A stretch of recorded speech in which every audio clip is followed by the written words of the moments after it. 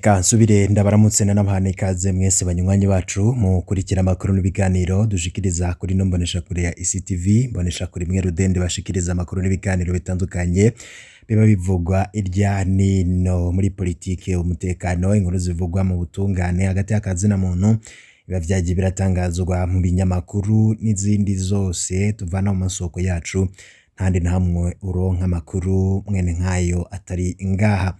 Nizere ko wamaze gufyonda kuri subscribe. Marano makuru turaza kubabwira inkuru zirabana n'imigenderanire hagati y'u Burundi no Rwanda ibandanya ikomera muri kano kanya mu karere ka Huye kari mu bumanuko bw'igihugu c'u Rwanda, hakaba hariko harabera ibiganiro bihuza intara y'amajepfo y'u Rwanda hamwe n'indongozi z'intara ya Ngozi na Kayanza zo mu Burundi. Turaza kubaha idonido kubirabana n'ubwo rugendo rw'izo ndongozi zivuye mu gihugu c'u Burundi mu gihugu c'u Rwanda, aho ivyo biganiro biriko birabera n'ivyo bariko barayaga. Turaza kubikurikira mw'idonido tugende turanaraba ukuntu vyifashe. Murano makuru muraza kuvyumva nayo Ikarusi yaraye araturatura mu nzu y'uwo bavyaranye umwana birangira yugaraniweyo. Turaza kubabwira idonido, uwo akaba ari umugabo yahoze ari umwigisha yagiye mw'ijoro ry'ejo kw'igenekerezo rya 10 Ruhuhuma mu rugo ahasanzwe habaho umwigeme bavyaranye, hanyuma nawe aramwogarana abona gutabaza ababanye ko yatewe. Turaza kubaha idonido kukuntu ivyo vyose vyagenze. Mu yandi makuru turaza kugaruka kubirabana ni Inkerebutsi Day, no musi umukuru w'igihugu Ndayishimiye yahuye n'ugwaruka, yarabonanye n'ugwaruka wo guhaya ibikorwa vy'ugwaruka rw'inkerebutsi kurusha abandi. Ku musi w'ejo bari wahariwe urwaruka rw'inkerebutsi, harimwo abarimyi, aborozi, abahinga butumashini tw'ubuhinga, abamenyesha makuru, abahinyanyuzi b'inyambaro, abatwenza abantu, abakingira ibidukikije n'abandi benshi. Urwo rwaruka rwarashoboye kwitunganiriza neza imigambi itunganijwe n'umukuru w'igihugu biciye mu mugambi Paeje Burundi. Turaza kugaruka ku vyavuzwe n'umukuru w'igihugu Ndayishimiye Varisito n'umubonano wiwe n'urwo rwaruka. N'amakuru menshi cane, izo ni impfunyapfunyo mu kanya turaza tuyaramvura nkubwira idonido ingingo imwe ukwayo. Mwese ndabaramukije nanabaha n'ikaze. Kadutangurire kuri uno munsi wiswe Inkerebutsi Day. Umunsi w'ejo wari wahariwe urwaruka rw'inkerebutsi, harimwo abarimyi, aborozi, abarimyi, abahinga butumashini tw'ubuhinga, bamenyesha makuru, abahinyanyuzi b'inyambaro, abatwenza abantu, abakingira ibidukikije n'abandi batandukanye. Rwarashoboye kwitunganiriza neza imigambi itunganijwe n'umukuru w'igihugu biciye mu mugambi Paeje Burundi.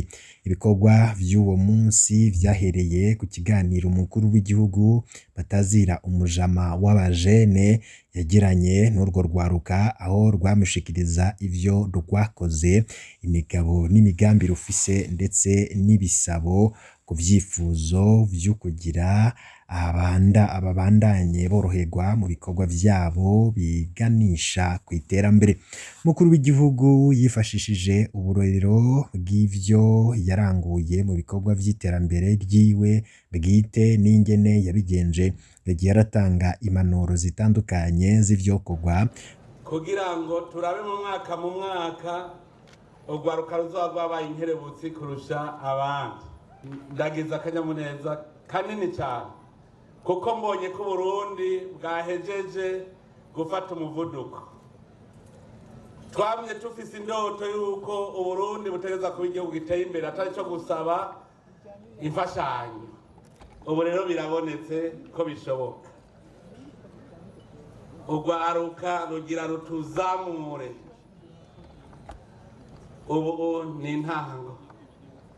None rero ndanezerewe, ibinejereje bikomeye.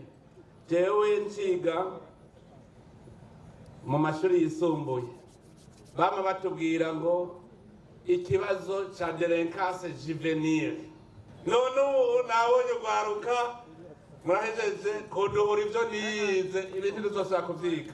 byaheze ubu urwaruka rw'uburundi rugiye kwitwa les combattants contre la pauvreté, muca mwitwa les combattants du développement, abagwanyi bagwanira iterambere. Ikindi batubwira ngo exode rural, none ubu urwaruka rwo mu gisagara rwasubiye kuduka rugiye guteza imbere igihugu. Icyo gihe twebwe batubwira ngo bose bashaka kuja mu bisagara ngo exode rural, none ubu twabonye ko iterambere rihejeje kuduga hose, igihugu cyose tubone iterambere. Muri aba babaye aba mbere sabo mu gisagara cya Bujumbura, sabo mu gisagara cya Gitega, sabo mu ntari, ubu twabonye yuko Uburundi bwose bwamaze guhaguruka. None rero ndabakenguruke cyane, kuko umunsi ni ugukeza, si wo kuvuga amajambo, ni wo gukeza urwaruka rw'inkerebutsi.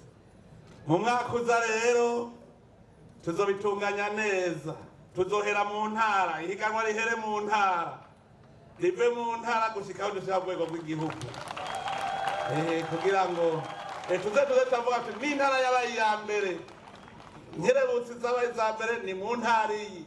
Tuze turahiganwa, kuko ihiganwa ryiza niryo rituma twese twiyumvira tugatera imbere. Umukuru w'igihugu akaba avuga ko agiye kurondera abagwizatunga mvamakungu kugira ngo bashobore gufata mu mugongo urwaruka rw'Uburundi rw'inkerebutsi. Urwaruka tugire ingufu, twubake igihugu. Dukeneye ko mu myaka 10, ndababarire, muri Korea y'Epfo umugambi w'iterambere bawutanguye hari mu 1970, mu 1985 Seule yaciye yakira Jeux Olympiques, vyerekana ko cyari gisagara ciza cyane mu myaka itarenga 15. None mu Burundi turakeneye imyaka 15, tuve hasi dukore, kuko muri Korea igasa musungi mubona ico gihe yarutwa na kakayizine gakora udutelefone hari Igitega muhora mubona. None rero nabonye abahinga, ngiye kuvugana n'urya twari rya societe, abahinga muri electronique bagasape bakorane nawe, tuze rusange natwe dufise societe y'Uburundi iri kwitanga amatelefone ku isi yose. Ubu ngira ndondera abagwizatunga bose urwaruka rufise rw'inkerebutsi rufise mu mutwe, bakorane nabo dutangure tuduze igihugu. Aho twahereye hari kera twonona igihugu, ubu dutangure kucyubaka n'isi yose izitangara. Bijya tuvuga ko Burundi budakeneye gusega, ahubwo bwofasha abandi, tubishire mu ngiro, kandi indoto namaze kubona yamaze gushika. Imana mwese ibahezagire, ihezagire n'ivyumviro n'imigambi. Umunsi ukaba rero ugiye kuzoza urahimbazwa buri mwaka, aho hazoza haratangwa agashimwe kurwaruka rwigaragaje kurusha abandi mu bikorwa vy'iterambere. Ivyo rero akaba ari byo menya kubirabana n'uwo munsi wiswe Inkerebutsi Day, umukuru w'igihugu abonana n'urwaruka. Mu ntara ya Karusi nari nakubwiye ko yaraye araturatura mu nzu y'uwo bavyaranye umwana birangira yugaraniweyo. Uwo ni umugabo yahoze hari umwigisha, yagiye mu ijoro ry'ejo ku itariki ya 10 z'ukwezi kwa gatatu 2023 mu rugo ahasanzwe haba mwigeme bavyaranye, hanyuma uno nawe aramwugarana abona gutabaza ababanyi ko yatewe. Ivyo bikaba vyabereye ku mutumba Nyamugari, komine Buhiga. Amakuru ava mu kibano yemeza ko uwo mugabo atari irya mbere yarabigize, kuko urugo rusigaye rwiberamwo abana, uwurucunga akaba uwo mwigeme. Nyene urugo kubera we atariho akiba, yavuze ko ivyo bintu bitangaje kubona umugabo yubatse aja guturatura mu rugo rw'abandi. We akaba avuga ko ivyo yokora vyose yoja kumupangira inzu nimba abona ashaka kumugira umugore, ngo naburya yahukanye akarinda kuja gutera ingo z'abandi. Abajejwe intwaro ndetse n'abahuza baho ku mutumba bakaba bavuze ko ico kibazo kibarengeye, ngo kubera ngo kijanye n'ubushurashuzi baca bikora ku Nyamiramabi. Inyamiramabi zaciye zifata uwo mugabo zija kumupfunga, zigenda zitwaye n'uwo mwigeme kugira agire ico avuze. Uwo mugabo rero ntiyahakanye ko yaraye k'uwo mwigeme, yavuze ko yagiyeyo mu masaha 9 y'ijoro kugira ahoyahoye uwo mwigeme kuko yashaka kuzomutera umwana. Nk'uko amakuru ava mu banyagihugu avyemeza, uyu mushinga ntahe asanzwe yarahukanye afise abana bashika 5. Bamwe mu banyagihugu baraho bati nimba ivyo uyu mugabo avuga ari vyo, birumvikana ko atoreka guhoyahoya mu gihe agomba gutegwa umwana. Abandi nabo bati ntibishoboka ko yoja kumena ijoro aja mu ngo z'abandi, yari kurindira bugaca kuko ntiyarara amuteye mw'ijoro. Ivyo rero akaba ari vyo no kubwira kuri ivyo vyabaye n'uyo mugabo. Mu yandi makuru ariko aravugwa cane, nari nakubwiye ko nza kukubwira ku birabana n'imigenderanire hagati y'u Burundi n'u Rwanda ibandanya ikomera.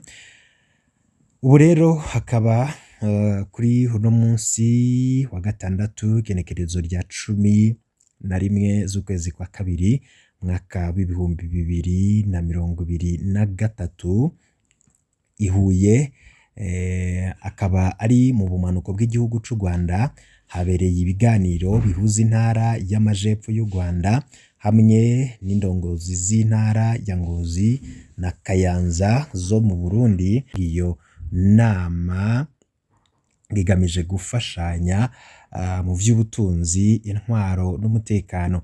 Ivyo bikaba bibaye mu gihe umukuru w'igihugu c'u Rwanda Paul Kagame yari mu Burundi ku munsi wa gatandatu.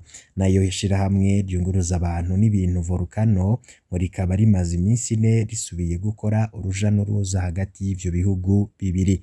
Ivyo rero akaba ari vyo womenya kwirabana n'iyo migenderanire myiza y'u Rwanda n'u Burundi ibandanya kumera neza. Muyandi makuru, imyaka 97 irarumanye uyu munsi kw'igenekerezo rya 11 Ruhuma, seminari ntoyi y'Imugera komine Bugendana intara ya Gitega itanguye kuramurira igihugu na Eklezia. Iryo shure rifatwa nk'irya mbere ryatanguye gutanga inyigisho z'amashure yisumbuye mu Burundi, rikaba ryatanguye itariki 11 Ruhuma mwaka 1926, ritanguzwa n'abazungu b'Ababirigi bari kuri paruwasi yitiriwe Umweranda Antoni w'Ipadua Imugera ku mutumba Gitora. Iyi seminare gushika ubu ikaba imaze kuramura abarenga ibihumbi 24 mu bayiciyemwo. Urumva ko rero ari ikintu kiza cane, kandi niyo myaka yose iheze abaciye ngaho bose bakaba baragize ico bamarira Eklezia. Ukunagura ubutunzi bw'igihugu c'u Burundi hamwe n'ibijanye no guha ingurane igihugu c'u Burundi biri mu vy'umushikiranganje wa mbere Gervas Ndirakobuca yaganiriye n'intumwa y'ikigega mpuzamakungu FMI Otsu Diofu. Akaba hari kuri uyu wa 10 Ruhuma 2023 umushikiranganje wa mbere yararamutse yakira mu biro iwe iyo ntumwa ya FMI.